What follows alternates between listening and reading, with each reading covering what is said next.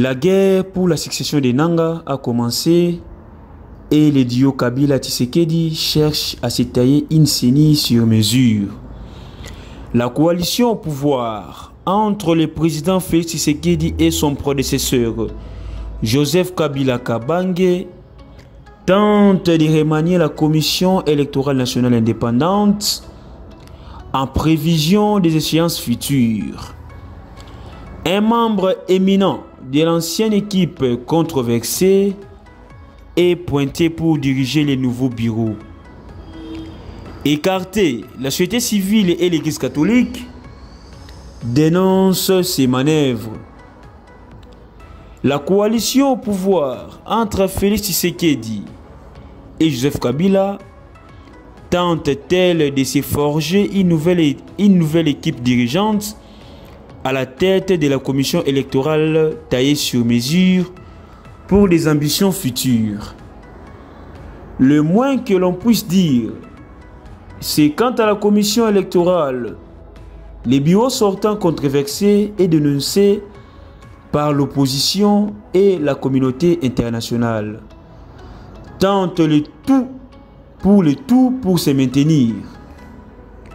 En ce moment précis, les bureaux sortants de la Commission électorale nationale indépendante est en train d'organiser des réunions avec certaines organisations de la société civile prétendument relevant de la thématique élection pour procéder à son remplacement, relève Christophe Ngoy, coordonnateur général de la société civile de la RDC.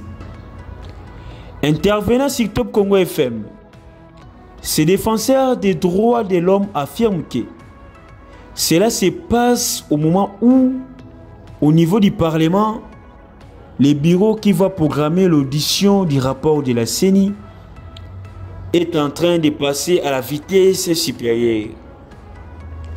Il estime que ce travail devrait se faire comme d'habitude au niveau du ministère de l'Intérieur qui convoque toutes les structures en présence et qui supervise.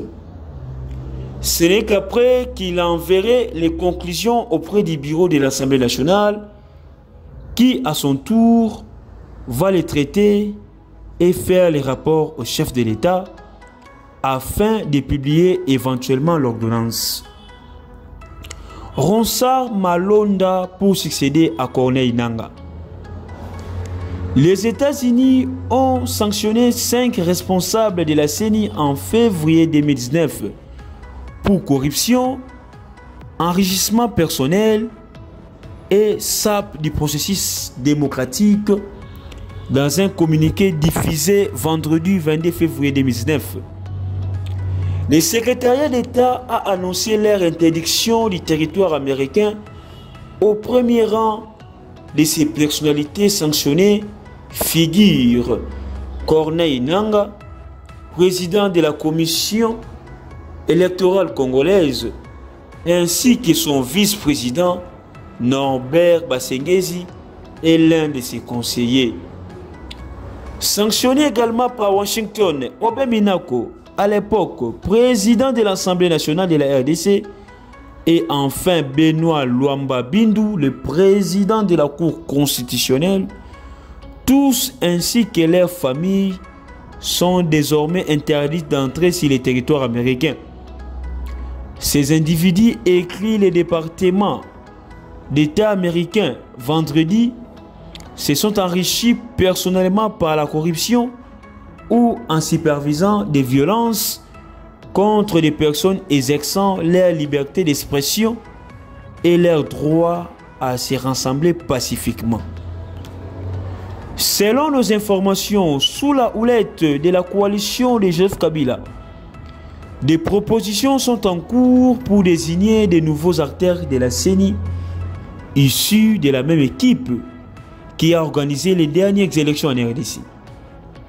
L'avocat Ronsard Malonda Ngimbi, actuel secrétaire exécutif national de la CENI, est cité parmi les favoris du FCC pour succéder à Corneille Nangaa.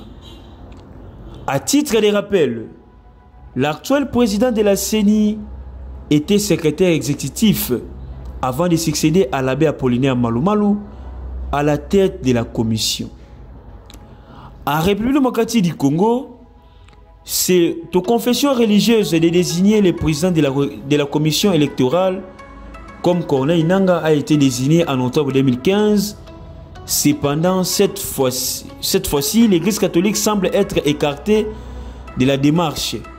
Selon nos informations, des confessions religieuses telles que l'Église kimbanguiste et les églises des réveils sont approchées par la coalition Joseph Kabila pour entériner les choix de Ronsard Malonda comme président de la CENI. Monsieur Malonda est un habitué de la maison. Il est une des pièces maîtresses des élections controversées de décembre 2018. La société civile et les catholiques dénoncent: nous sommes profondément préoccupés par les négociations que tiennent les confessions religieuses pour remplacer Corneille Nangaa sous pression de la coalition FCCH avant l'audition du rapport et la réforme attendue de la CENI. Il faut d'abord un consensus national, dit avocat Georges Kapiamba, activiste et défenseur des droits de l'homme, dans un tweet. De son côté, Christopher Ngoyi rassure que la société civile s'organise pour faire barrière à ces projets de la coalition au pouvoir. Nous sommes en train de nous organiser. Nous attendons d'être convoqués comme tout le monde pour que nous puissions réfléchir ensemble.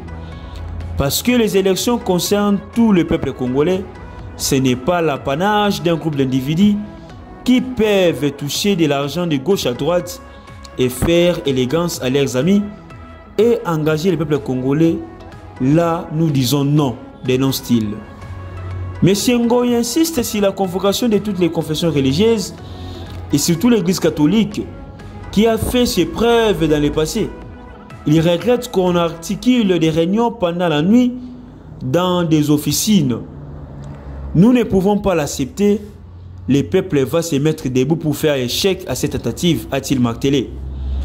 En réaction, Jean-Pierre Kalamba, le rapporteur sortant de la CENI, affirme qu'accuser la centrale électorale de préparer ses remplacements, c'est ignorer la loi organique qui parle de la procédure pour la désignation des membres de la CENI. Nulle part, il est dit que les membres des bureaux de la CENI peuvent manigancer pour leurs éventuels remplacements. Il rappelle qu'il est clairement dit pour la loi actuelle que 6 membres de la CENI proviennent de la majorité de l'Assemblée nationale.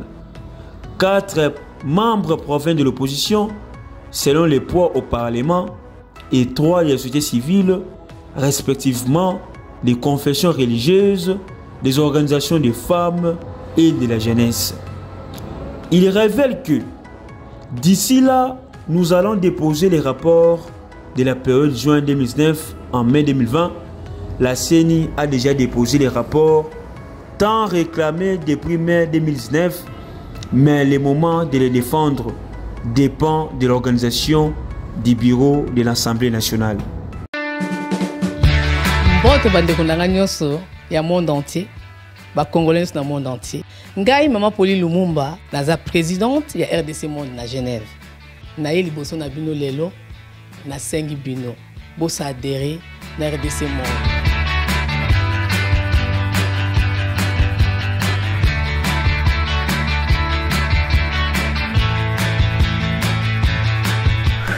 Bosenga kibiso des comptes RDC Monde. Depuis ça qui transparence au bosenga kibiso.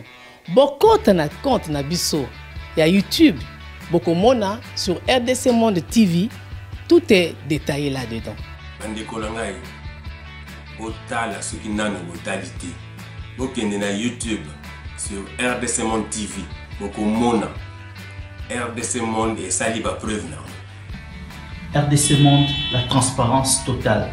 32 239 23 francs suisses. Na Kationa, tous en statistiques par pays.